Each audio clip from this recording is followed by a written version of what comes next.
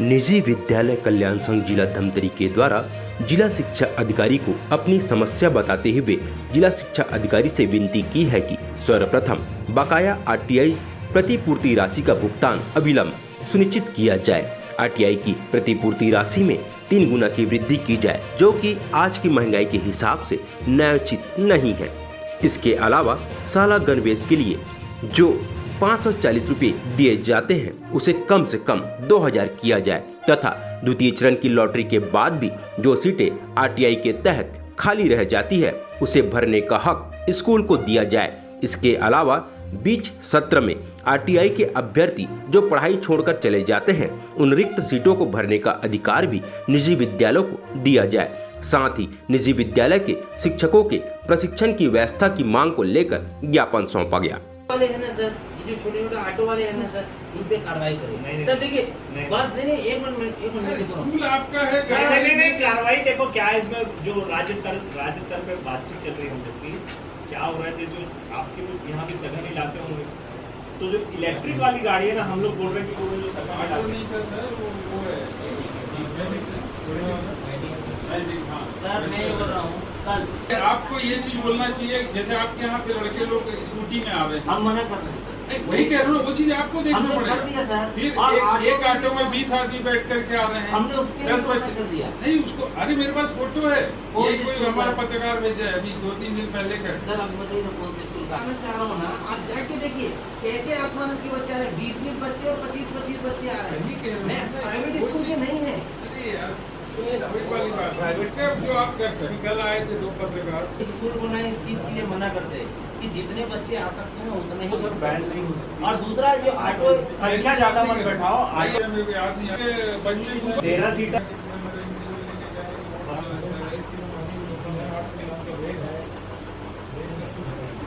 आप sir regular एक साल में एक बार इन लोग के साथ बैठ जाओ। हम लोग अभी जैसे आप लोग को आएगा तो हम लोग समाज करते हैं, संचालक होगा समाज करते हैं, हम लोग कहते हैं कभी बात से आपको जाएगा आपकी ड्यूटी लेके क्या मीटिंग होगा। अच्छा आप लोग तो रैप नहीं लगी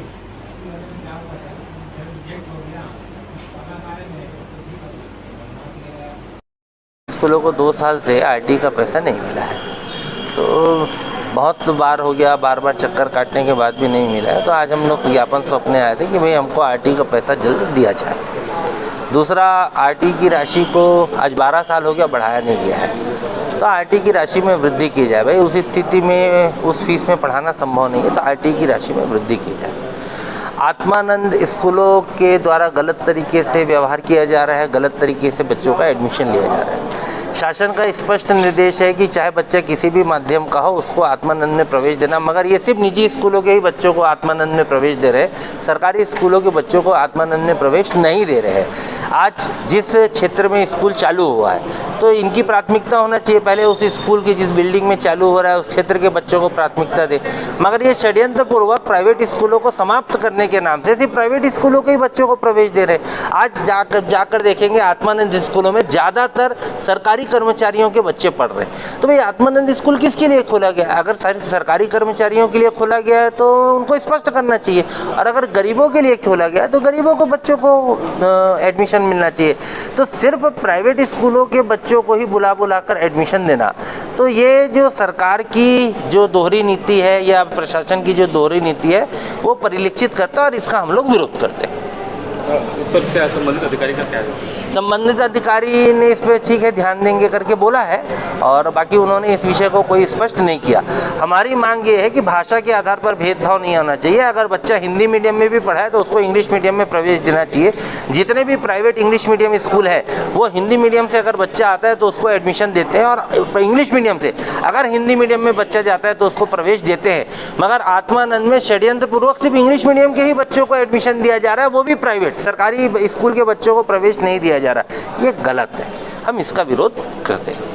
परिचय देते हुए बताएंगे किन लोगों को बोल कर। राजीव गुप्ता, प्रदेश अध्यक्ष, Chhattisgarh private school management association. किस विषय को लेकर आज धमतरी जिला? आज प्रदेश की लगभग जो तकलीफ़ें हैं प्राइवेट स्कूलों को, उसको लेकर धमतरी में भी आज जिला संगठन की बैठक थी। उसको लेकर आज हमने पहले बैठक की, उसके बाद हम ज्ञापन देने जिला शिक्षा अधिकारी श्री वाजपेयी जी के पास आए थे। इनके कुछ 100 स्कूलों का पैसा पूरे प्रदेश को मिल गया है, 100 स्कूलों का पैसा बच गया है। उसके लिए हमने कहा 22-23 में पोर्टल में एंट्री नहीं हुई है बहुत सारे स्कूलों की, तो उसके लिए हमने कहा अधिकतर मांगे जो हैं वो संचालक स्तर की हैं, प्रदेश स्तर की हैं। वो मांगे हमने इनसे कहा है कि आप हमारे निजी स्कूलों की तरफ से शासन को भेज दीजिए। जैसे आत्मानंद स्कूलों की भी कुछ प्रवेश में विसंगतियां हैं, उसके लिए भी हमने इनको अवगत कराया। इन्होंने आश्वासन दिया है कि हम प्रदेश स्तर में इन बातों को रखेंगे। अधिकारी के जो आश्वासन है उससे आप संतुष्ट हैं? अगर मांग अगर नहीं हो पाती पूरा तो उस पर आगे क्या? प्रदेश स्तर पे हम सोच रहे हैं इस पे क्या किया जाए। अगर आपको मैं पिछली जानकारी दे दूँ, फरवरी के आसपास एक प्रदेश स्तरीय हड़ताल हुई थी, उसके बाद सारा पैसा रिलीज़ हुआ था हमारा करीब 155 करोड़। अब 22-23 का पैसा लगभग बचा है, तो वो उसके लिए भी हमने कहा है अगर दूसरी छोटी छोटी मांगे हैं अगर वो नहीं मानी जाती तो हम प्रदेश स्तर पर निर्णय करेंगे इसका क्या करना। निजी स्कूल की कई सारी मांग थी, जिसमें से बहुत सारी मांग संचालक स्तर की है, कुछ मांग हमारे स्तर की थी। उसी संबंध में आए थे, ज्ञापन दिया है, तो उसको संचालक रायपुर को भेजेंगे। और किस विषय में? नहीं, बहुत सारे विषय थे, तो अब उसमें उन लोगों का भी कुछ मांग था, कुछ हमारे से भी संबंधित था। उसको हम लोगों ने भी बोला कि आप लोग भी इसको ठीक करो करके। लोकल आपकी तरफ से क्या कुछ प्रयास किया जाएगा? नहीं, हमारे तरफ से तो वही है कि इसमें बहुत सारी मांगें जो है वो पूरी संचालक स्तर की है, तो उसको हम लोग संचालक की ओर प्रेषित करेंगे कि इसमें जो